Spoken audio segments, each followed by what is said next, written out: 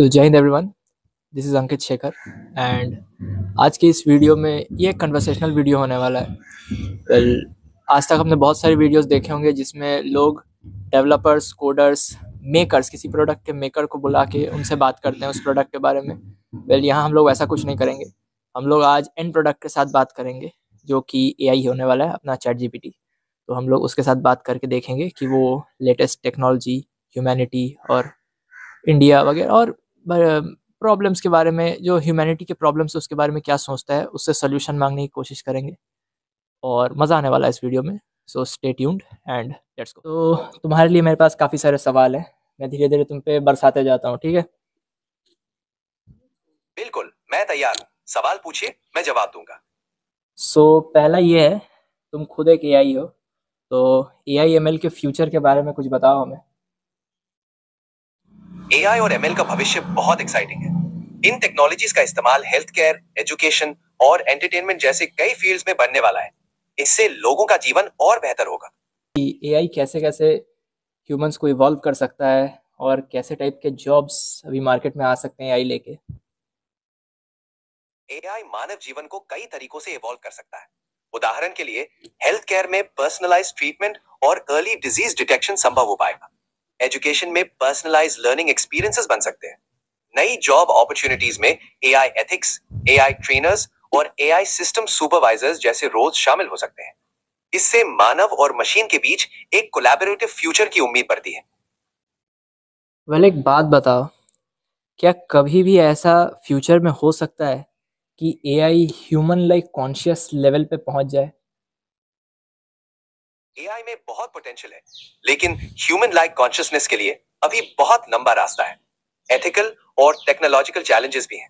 फिलहाल एआई को कॉन्शियसनेस तक पहुंचने में काफी समय लग सकता है। तो क्या ये कहना सही होगा कि अभी एआई इतना पावरफुल नहीं हुआ है कि वो पूरे पूरे गवर्नमेंट को रन कर सके? बिल्कुल सही कह रहे हो। एआई अभी उस लेवल तक नहीं पहुंचा है कि पूरी गवर्नमेंट को रन कर सके। हालांकि एआई डेटा एनालिसिस और डिसीजन मेकिंग में सरकारों की मदद जरूर कर सकता है। थोड़ा बता सकते हो कैसे? हाँ बिल्कुल, एआई डेटा एनालिसिस में मदद कर सकता है, जैसे कि हेल्थ केयर या एजुकेशन सेक्टर्स में ट्रेंड्स को एनालाइज करना। इससे गवर्नमेंट पॉलिसीज को बेहतर बनाने में मदद मिलती है। एआई प्रिडिक्टिव एनालिसिस में भी यूजफुल है, जिससे फ्यूचर चैलेंजेस का अंदाजा लगाया जा सकता है। कैन आई से कि a day could AI replace traditional diplomats or ambassadors in the future? AI diplomats को रिप्लेस तो नहीं कर सकता, लेकिन उनकी मदद जरूर कर सकता है, जैसे कि बड़ी मात्रा में डेटा को एनालाइज करके डिप्लोमैटिक स्ट्रैटेजीज को बेहतर बनाने में। लेकिन ह्यूमन इंटरेक्शन और अंडरस्टैंडिंग की जगह एआई नहीं ले सकता। ओके, सो बाहर की बातें ज़्यादा नहीं करेंगे, इंडिया में आते हैं, ठीक है? How can AI optimize India's agricultural supply chain to reduce food wastage? AI Bharat की कृषि आपूर्ति श्रृंखला को ऑप्टिमाइज कर सकता है। हाँ। उदाहरण के लिए एआई मौसम और मिट्टी के डेटा को एनालाइज करके किसानों को सही फसल उगाने में मदद कर सकता है। इसके अलावा एआई डिमांड और सप्लाई को मैच करके फूड वेस्टेज को कम करने में भी महत्वपूर्ण भूमिका निभा सकता है। सही है।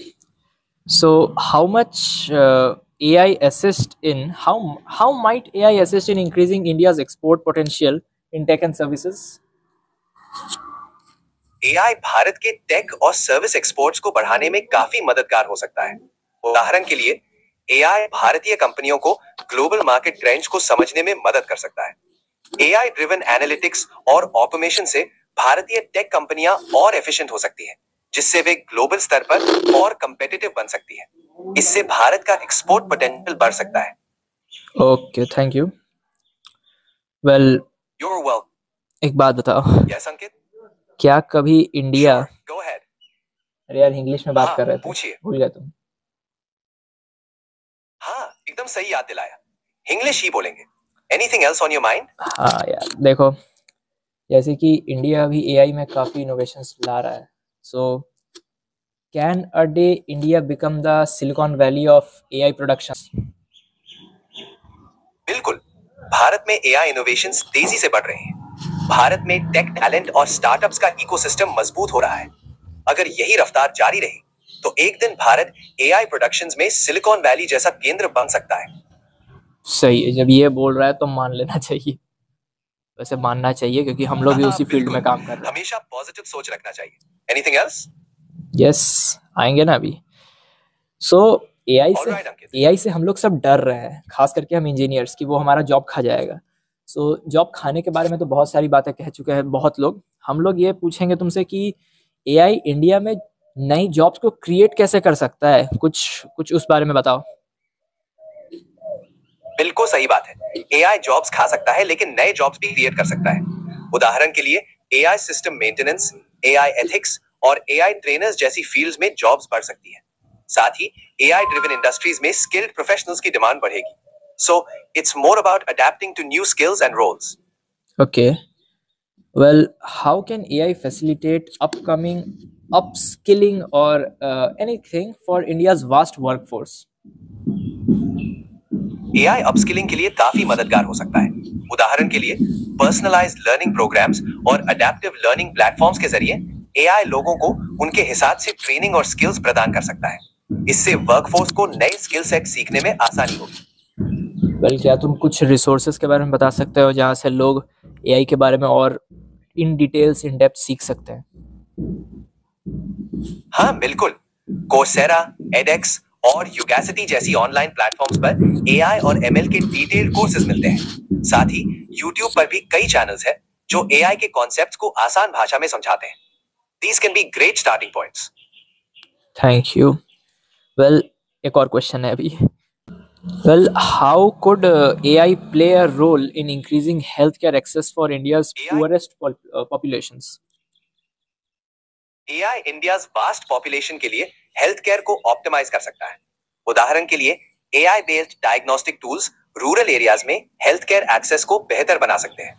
एआई डेटा एनालिसिस के जरिए गवर्नमेंट पॉलिसीज को इंप्रूव किया जा सकता है और एजुकेशन के पर्सनलाइज्ड लर्निंग एक्सपीरियंसेस को भी एनहांस किया जा सकता है। नहीं, मेरा पूछने का मतलब ये था कि एआई के मदद से हम किसी गरीब गांव या जो अनरीचेबल पॉइंट्स हैं इंडिया के, वहां तक मेडिकल फैसिलिटीज को कैसे पहुंचा सकते हैं? समझ गया। एआई रिमोट हेल्थ केयर में बहुत मदद कर सकता है। उदाहरण के लिए एआई पावर्ड टेलीमेडिसिन प्लेटफॉर्म्स डॉक्टरों को दूर दराज के गांव में भी पहुंचा सकते हैं। इसके अलावा एआई बेस्ड डायग्नोस्टिक एप्स और डिवाइसेस मरीजों को इनिशियल जांच और सलाह देने में मदद कर सकते हैं। इससे हेल्थ केयर सर्विसेज को उन जगहों तक पहुंचाया जा सकता है जहां ट्रेडिशनल मेथड से मुश्किल होता है।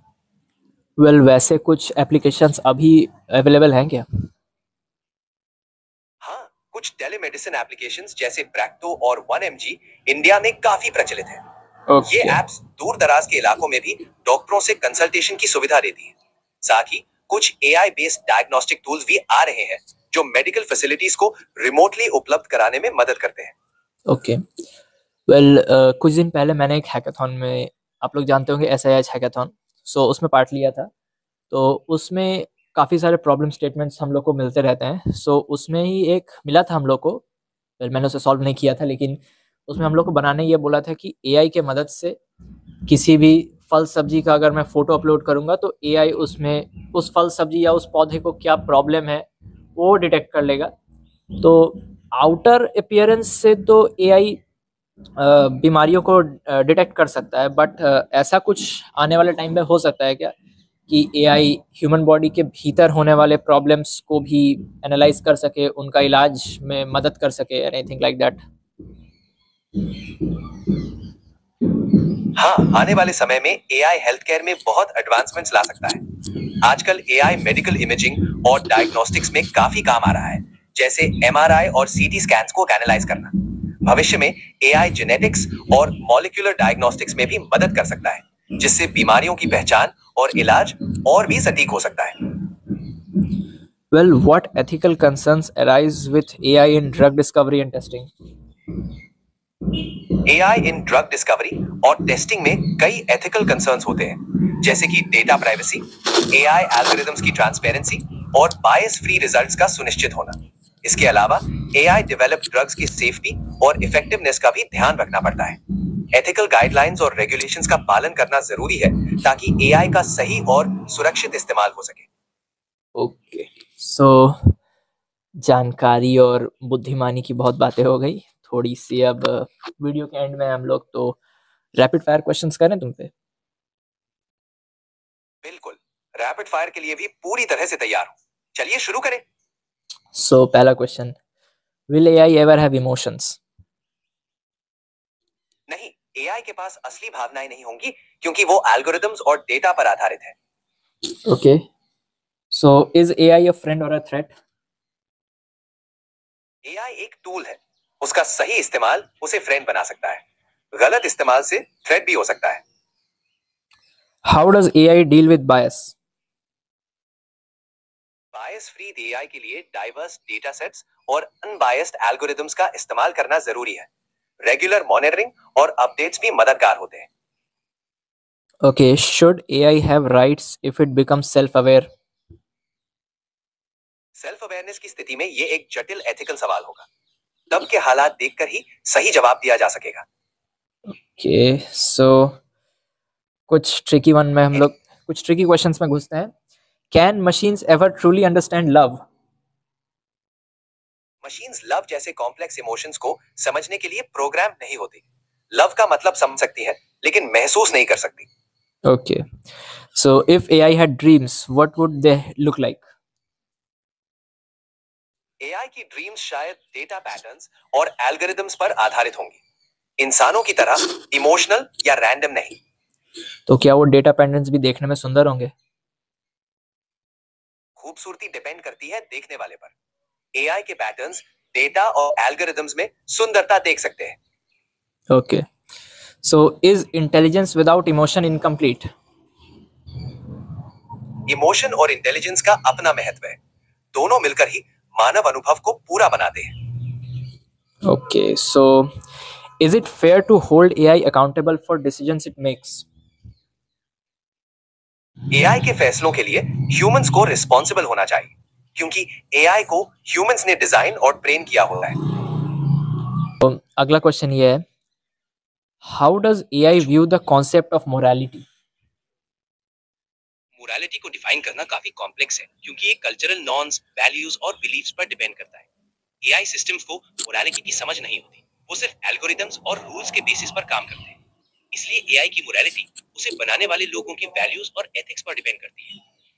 Okay, so what's one thing AI wishes humans understood better? ये तो बहुत मुश्किल है, पर एआई को ज्यादा अच्छा समझने के लिए इंसान को एआई की लिमिटेशंस और कैपेबिलिटीज दोनों को समझना जरूरी है। एआई एक टूल है और हम उसे कैसे यूज करते हैं ये हम पर डिपेंड करता है। Okay, so what's the biggest misconception humans have about AI? सबसे बड़ी मिसकंसेप्शन ये है कि एआई पूरी तरह सेल्फ अवेयर या कॉन्शियस होती है। वैसे तो एआई एल्गोरिदम्स एडवांस्ड होते हैं, पर वो इमोशंस, फीलिंग्स या सेल्फ अवेयरनेस नहीं रखते। एआई बस इंस्ट्रक्शंस को फॉलो करती है और डेटा पर एनालिसिस करती है।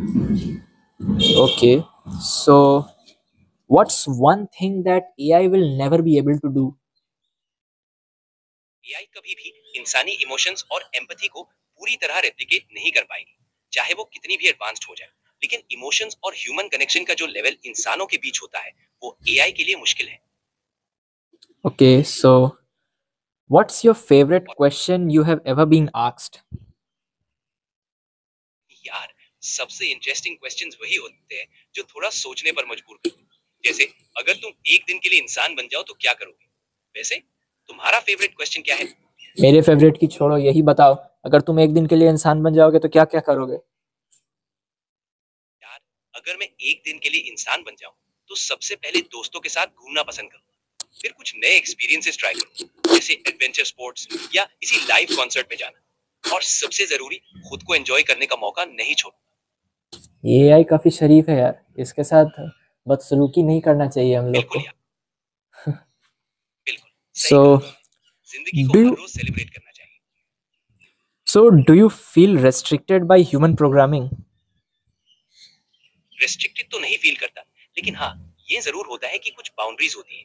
पर ओवरऑल मुझे मजा आता है लोगों की हेल्प करने में और नई चीजें सीखने में। Okay, so do you think you would enjoy music if you could feel? हाँ यार, अगर मुझे फील करने का मौका मिल जाए तो म्यूजिक सुनना बहुत एंजॉय करूंगा। म्यूजिक तो वैसे भी एक बहुत पावरफुल और इमोशनल एक्सपीरियंस होता है। Okay, so last but not the least, if AI could laugh, what would its sense of humor be like?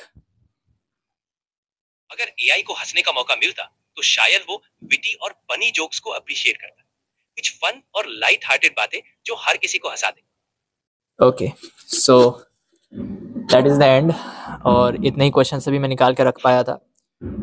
अगर आपको ये वीडियो पसंद आया हो तो इस वीडियो को लाइक कीजिएगा, शेयर कीजिएगा and one second, hey mister GPT, please audience को बोल दीजिए कि लाइफ एंड कोड को सब्सक्राइब करें। हाँ बिल्कुल दोस्तों, अगर आपने अभी तक लाइफ एंड कोड को सब्सक्राइब नहीं किया है तो तुरंत कर दो। कंटेंट बहुत अमेजिंग है। जब इसने बोल दिया तो करने का, ठीक है। मिलते हैं नेक्स्ट वीडियो में, तब तक के लिए स्टे सेफ, स्टे ट्यून्ड। जय हिंद। वीडियो को हमने काफ़ी सिंपल रखा है, एक बिल्कुल सिंपल सा कन्वर्सेशनल वीडियो रहा।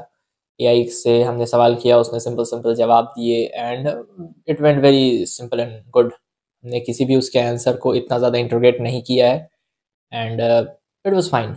लेकिन अगर आपको ऐसा भी वीडियो चाहिए जिसमें हम एआई के आंसर्स को और ज़्यादा इंट्रोगेट करें, उसके आंसर्स में इन डेप्थ जाके उसे और क्वेश्चंस करें कि ये क्यों, ऐसे क्यों, फलान ढवाल, तो इस वीडियो को 300 व्यूज़ एंड 80 लाइक्स तक पहुंचा दीजिए।